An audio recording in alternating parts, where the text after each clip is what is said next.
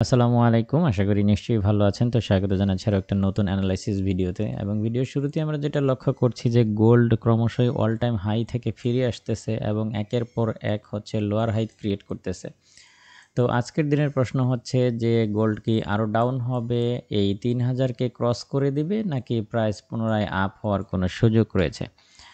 তো এই প্রশ্নের উত্তর খোঁজার চেষ্টা করব। ভিডিওটা শুরু থেকে শেষ পর্যন্ত দেখতে থাকুন। প্রথমে যদি ইকোনমিক ক্যালেন্ডার দেখে আসি তাহলে আমরা দেখতে পাচ্ছি যে আজকের দিনেও কিছু গুরুত্বপূর্ণ ডেটা রিলিজ হবে। বিশেষ করে আমরা দেখতে পাচ্ছি এখানে হোম সেলসের ডেটাগুলো চলে আসবে। তো এখন থেকে ৭ ঘন্টা ৩৬ মিনিট পরে এই ডেটাগুলো চলে আসবে। দেখা যাক এই ডেটাগুলোর উপরে অনেক কিছুই নির্ভর করবে। তো বর্তমানে গোল্ড কেন ডাউন হচ্ছে? অনেকের মনে যেটা প্রশ্ন যে ভূরাজনৈতিক উত্তেজনা চলমান, নতুন করে হামাস ইসরায়েলের যুদ্ধ শুরু হয়েছে, লেবানন থেকে উত্তেজনা বেড়েছে, ইয়েমেন থেকে বাড়ছে, তারপরেও গোল্ড কেন ডাউন হচ্ছে?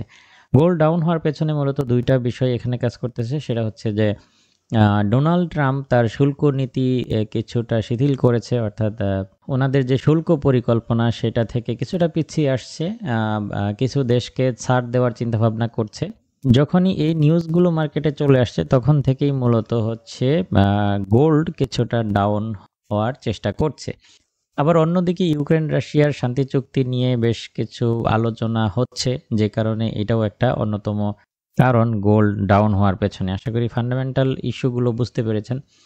তো এখন আমরা যেটা দেখতে পাচ্ছি যে যতক্ষণ এই যে ট্রেন্ড লাইনটা দেখতে পাচ্ছেন, এই ট্রেন্ড লাইনের নিচে যতক্ষণ অবস্থান করবে আমাদের আসলে ততক্ষণ সেল খোঁজাটাই যৌক্তিক হবে। যদি কোনো কারণে এটা ক্রস করে ফেলে তাহলে হয়তোবা আমরা পুনরায় আবারও বুলিশ চিন্তাভাবনা করতে পারি। তো যদিও মার্কেট গতকাল থেকে যথেষ্ট স্লো, তেমন কোনো মুভমেন্ট নাই, কারণ আসলে এইখানে সিদ্ধান্ত নেওয়াটা একটু কঠিনই হচ্ছে। একদিকে আমরা লক্ষ্য করছি ভূরাজনৈতিক উত্তেজনা, অন্যদিকে শুল্ক নিয়ে একের পর এক বিভিন্ন রকমের নিউজ আসতেছে। সবকিছু মিলে আসলে সিদ্ধান্ত নেওয়া একটু কঠিন হচ্ছে। তারপরেও আমাদের টেকনিক্যালি আসলে এই মুহূর্তে সাপোর্টটা নিতে হবে। টেকনিক্যাল সাপোর্ট এইটাই, যতক্ষণ আমাদের এই ট্রেন্ড লাইনের নিচে অবস্থান করছে মার্কেট ততক্ষণ আমরা সেলের চিন্তাভাবনা করব। তো আজকের দিনে প্রাইস এখান থেকে $৩,০০০ থেকে ফিরে আসছে, ফিরে এই ট্রেন্ড লাইনকে টেস্ট করেছে এবং এখন পর্যন্ত কিন্তু ট্রেন্ড লাইন ক্রস করতে পারেনি। যদি ক্রস করতে না পারে তাহলে কিন্তু এটা পুনরায় আবারও $৩,০০০কে টেস্ট করবে। যদি ক্রস করে ফেলে তাহলে $২,৯৮০কে টেস্ট করবে এবং এর নিচে একটা ব্রেকআউট এটাকে আরও নামিয়ে দিবে এবং সেটা হতে পারে যে ২,৯৩০-এর আশেপাশে। তবে এতটা আশা এখনই করছি না, যেহেতু ভূরাজনৈতিক উত্তেজনা চলমান। এটা সর্বোচ্চ ডাউন হলে আমরা আশা করতে পারি যে পুনরায় $৩,০০০কে টেস্ট করবে। যদি ক্রস করে তাহলে $২,৯৮০-এর আশেপাশে আসতে পারে। এখান থেকে আবারও প্রাইসটা উপরের দিকে ফিরে আসতে পারে। তো এই হচ্ছে মোটামুটি টেকনিক্যাল ওভারভিউ এবং এখান থেকে যদি এই লেভেলটাকে ক্রস করে ফেলে, এই লেভেলটা হচ্ছে, আমি যদি এখানে প্রাইসটা নোট করে রাখি তাহলে আপনাদের বুঝতে সুবিধা হবে। এইটা হচ্ছে, এইটা হবে ৩,০২৫। ৩,০২৫ যদি ক্রস করে তাহলে এটা পুনরায় আবারও ৩,০৪০-৫০ কিংবা একদম টপে অল টাইম হাইকে পুনরায় টেস্ট করতে পারে।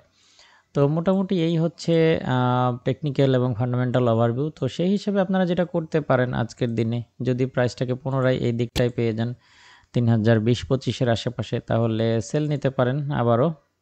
এবং এখান থেকে যদি সেল নেন সেই ক্ষেত্রে স্টপ লসটা হচ্ছে এখানে দিয়ে রাখবেন ৩,০৩০ বা তার উপরে, এবং এই দিকটায় পেয়ে গেলে আবারও একটা বায়ের জন্য ট্রাই করা যেতে পারে। অবশ্যই লক্ষ্য করবেন এই যে এই দিকটায় যেমনটা আমরা দেখেছি, এখানে আমরা যেমনটা রিজেকশন পেতে দেখেছি, যদি এরকম রিজেকশন পায় তাহলে এখান থেকে আপনারা বায়ের চিন্তাভাবনা করতে পারেন।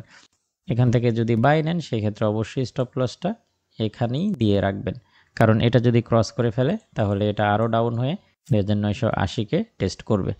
তো এই সেটআপ অনুযায়ী আপনারা আপনাদের ট্রেডগুলো খুব সুন্দরভাবে ম্যানেজ করবেন, এই প্রত্যাশায় আজকের ভিডিও এখানেই শেষ করছি। দেখা হবে নেক্সট ভিডিওতে।